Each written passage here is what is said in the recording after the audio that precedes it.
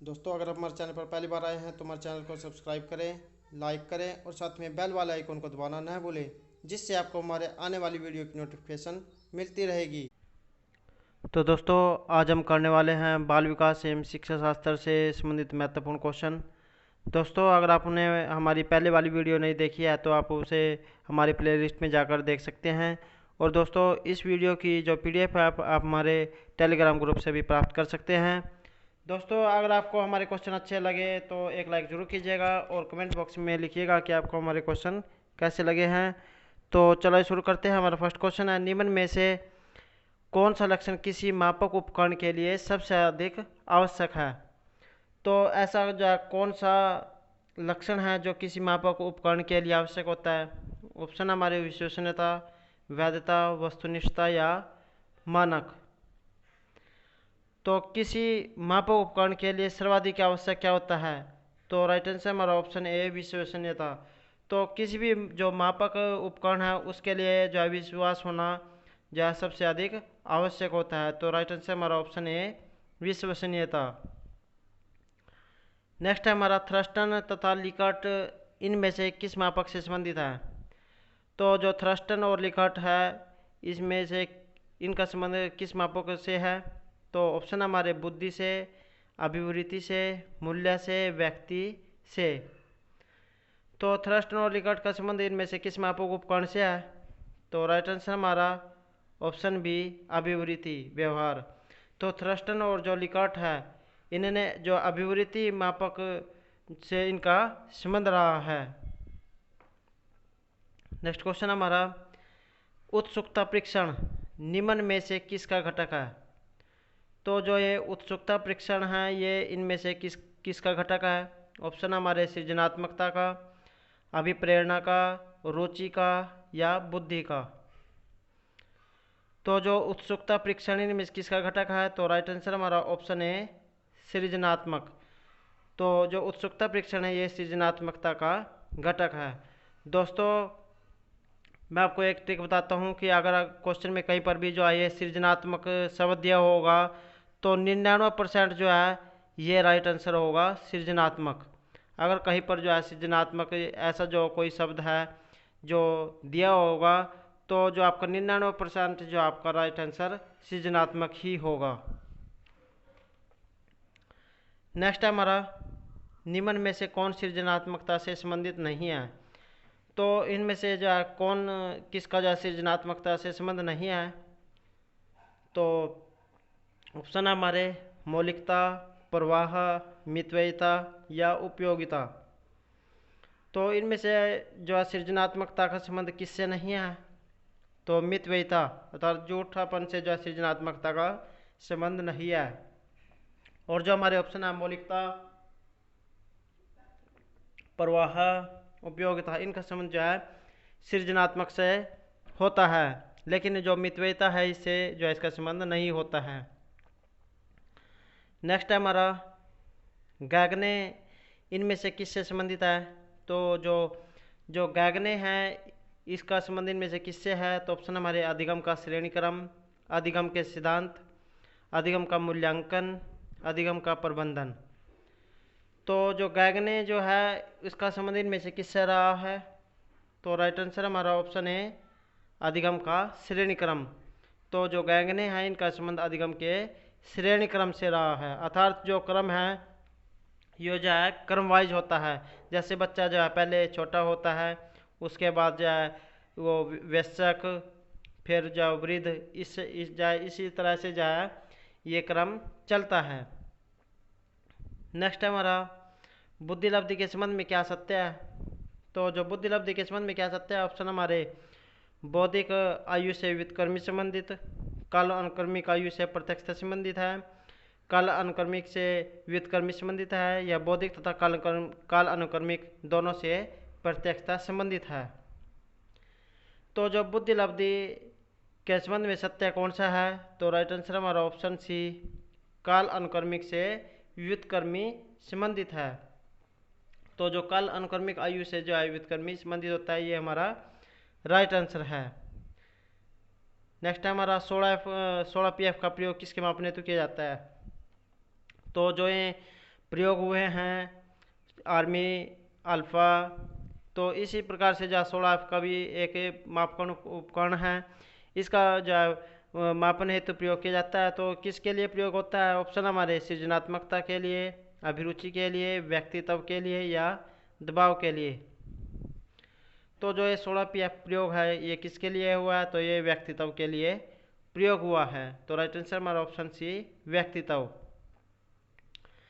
Next question हमारा बुद्धि का जो तरल मोजेक मॉडल है ये किसने दिया था? तो बुद्धि का जो तरल मोजेक मॉडल किसके द्वारा दिया गया? ऑप्शन हमारे कैटल के द्वारा, जेफी गिलफोर्ड के द्वारा, थ्रस्टन के द्वारा या स्पीयरमैन के द्वारा। तो बुद्धि का जो ये तरल मोजेक जो परीक्षण है मॉडल है ये किसके द्वारा दिया गया था? तो राइट आंसर हमारा ऑप्शन ए कैटल के द्वारा। तो बुद्धि का जो तरल मोजेक मॉडल है ये कैटल के द्वारा दिया गया था। नेक्स्ट हमारा बच्चे के संज्ञानात्मक विकास हेतु उत्तम स्थान किसका है? अगर हमें बच्चे का जो है संज्ञानात्मक जो विकास करना है तो उसके लिए उत्तम स्थान कौन सा होगा? ऑप्शन हमारे खेल का मैदान, सभागार, घर, विद्यालय एवं कक्षा का वातावरण। तो ऐसा कौन सा वातावरण है जहाँ पर जो है बच्चे का जो है सही सुचारू रूप से जो है विकास हो सकता है? अगर बच्चा खेल के मैदान में होगा तो वहाँ पर जो है उसका विकास तो होगा, लेकिन ये जो है उसकी देखरेख वहाँ पर नहीं होगी कि बच्चा क्या कर रहा है। सभागार, घर या विद्यालय एवं कक्षा का वातावरण। तो राइट आंसर हमारा ऑप्शन डी विद्यालय एवं कक्षा का वातावरण। तो बच्चे का जो है संज्ञानात्मक जो विकास है ये विद्यालय एवं कक्षा का वातावरण हमारा राइट आंसर है। नेक्स्ट क्वेश्चन हमारा अभिप्रेरणा के स्रोत कौन कौन से हैं? अर्थात हमें जो अभिप्रेरणा या किन किन स्रोतों के द्वारा मिल सकती है? ऑप्शन हमारे आवश्यकता, चालक, प्रेरक या इच्छा। तो अभिप्रेरणा के स्रोत कौन कौन से हैं जिनसे जो हमें अभिप्रेरणा मिल सकती है? तो जो अभिप्रेरणा है ये किसी आवश्यकता से तो प्रारंभ होती है और उद्देश्य प्राप्ति के बाद जो है समाप्त हो जाती है, और इसमें जो है चालक, प्रेरक तथा प्रोत्साहन को भी अपने महत्वपूर्ण भूमिका होती है। तो जो कौन सा राइट आंसर है इसमें? तो ये जो है आवश्यकता जो है इसमें राइट आंसर है। नेक्स्ट है हमारा व्यवहार में होने वाले स्थायी परिवर्तन जो अभ्यास के कारण होते हैं को क्या कहा जाता है? व्यवहार में होने वाले जो स्थायी परिवर्तन है ये अभ्यास के कारण होते हैं को क्या कहा जाता है? ऑप्शन हमारे उसे सीखना कहा जाएगा, सोचना कहा जाएगा, क्रिया करना कहा जाएगा या कल्पना करना कहा जाएगा। तो जो व्यवहार में होने वाले जो स्थायी परिवर्तन है और जो ये अभ्यास के कारण होते हैं उसे क्या कहा जाएगा? तो अगर हम किसी कार्य के लिए अभ्यास करते हैं तो हम क्या करते हैं? तो हम उसके लिए सीखते हैं। तो राइट आंसर हमारा ऑप्शन ए सीखना। अगर हमें स्थायी परिवर्तन करना है तो जो है हम किसी भी कार्य का अभ्यास करते हैं, उसे बार बार करते हैं और उससे उस कार्य को हम सीखते हैं।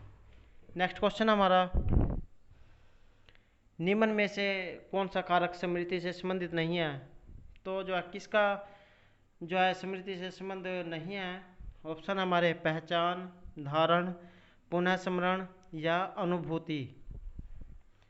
तो कि कौन सा कारक है जिसका स्मृति से संबंध नहीं है?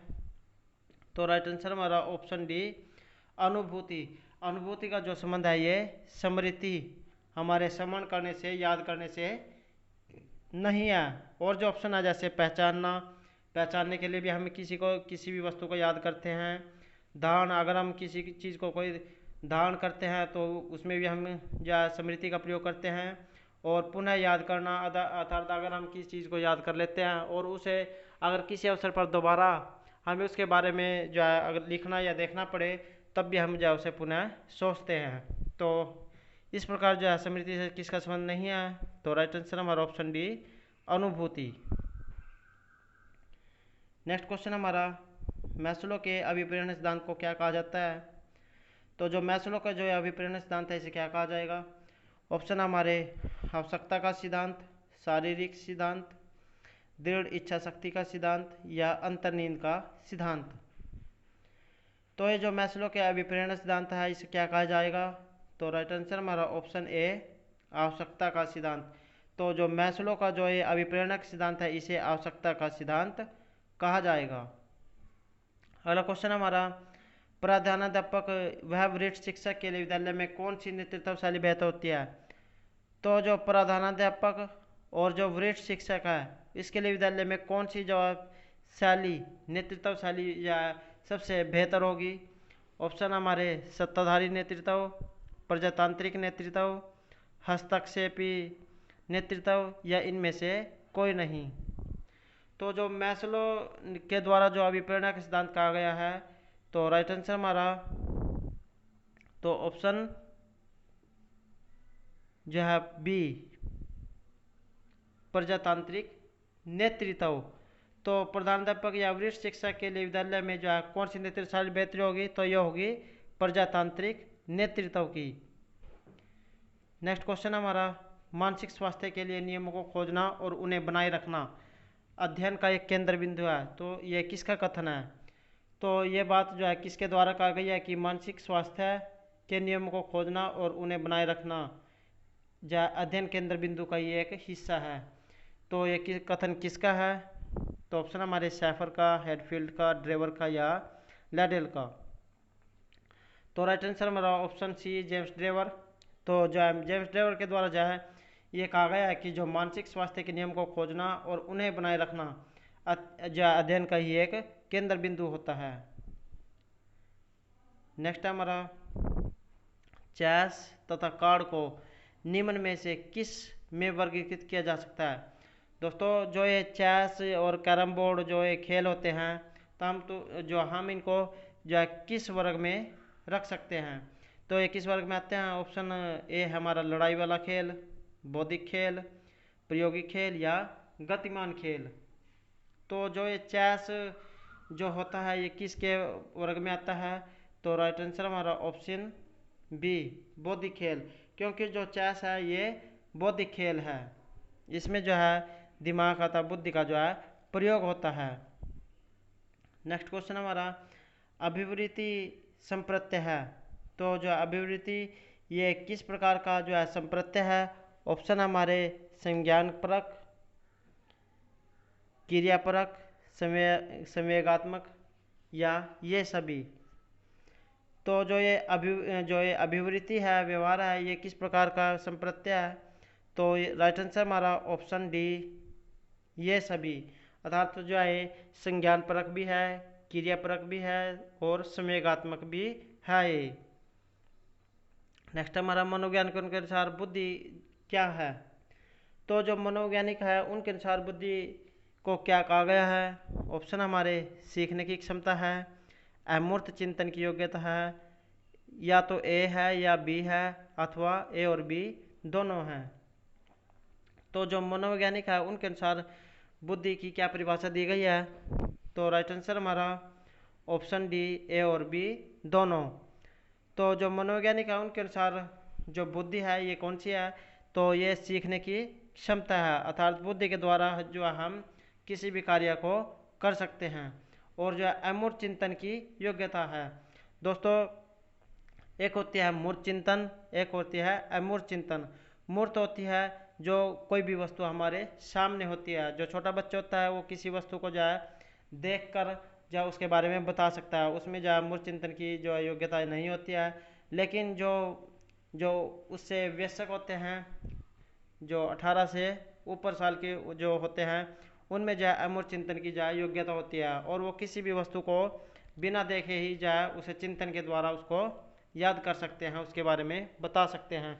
तो मनोवैज्ञानिकों के अनुसार जो बुद्धि है ये ए और बी दोनों है, था सीखने की क्षमता और अमूर्त चिंतन की योग्यता का। नेक्स्ट हमारा, प्रेरणा का वही संबंध मंद उपलब्धि से है जो अधिगम का किससे है?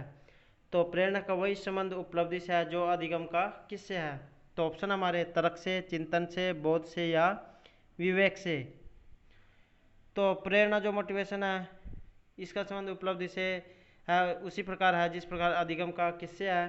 तो राइट आंसर हमारा ऑप्शन बी, सी, बोध, अर्थात किसी चीज़ का बोध करना।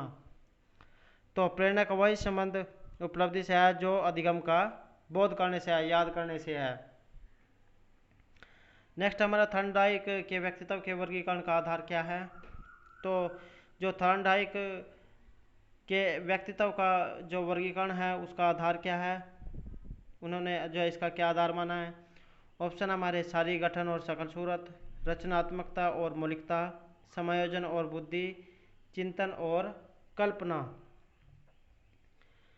तो जो थॉर्नडाइक है इनके द्वारा व्यक्तिगत वर्गीकरण किस आधार पर किया गया है। तो राइट आंसर हमारा ऑप्शन डी, चिंतन और कल्पना। तो थॉर्नडाइक ने जो है चिंतन और कल्पना को जो है व्यक्तित्व के वर्गीकरण का आधार माना है। तो राइट आंसर हमारा ऑप्शन डी, चिंतन और कल्पना। नेक्स्ट हमारा इनमें से कौन सा भूलने का सिद्धांत है। तो इनमें से जो भूलने का सिद्धांत कौन सा है। ऑप्शन हमारे प्रतिस्पर्धात्मक अवरोध, प्रतीपकारी अवरोध, प्रतिबोधित अवरोध या प्रत्याशित अवरोध। तो जो बोलने का सिद्धांत है इसमें से कौन सा है। तो राइट आंसर हमारा ऑप्शन बी, प्रतीपकारी अवरोध।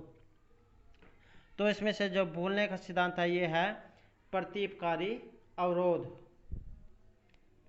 नेक्स्ट है हमारा निम्न में से मानसिक विकार के लक्षणों को सभी दर्शाते हैं सिवाय एक के। तो इनमें से ऐसा कौन सा लक्षण है। तो जो मानसिक विकार के लक्षणों को तो सभी दिखाते हैं लेकिन एक को छोड़कर जो मानसिक विकार के लक्षणों को नहीं दिखाता है। तो ऑप्शन हमारे भग्नाशा, तनाव, संबंध या चिंता। तो मानसिक विकार के लक्षणों को तो ये सभी दिखाते हैं लेकिन एक ऐसा है जो सा नहीं दिखाता है। तो कौन सा है। राइट आंसर हमारा ऑप्शन सी, संबंध। तो मानसिक विकार के लक्षणों को इनमें से कौन सा नहीं दिखाता है। तो संबंध या मानसिक विकार के लक्षणों को नहीं दिखाता है।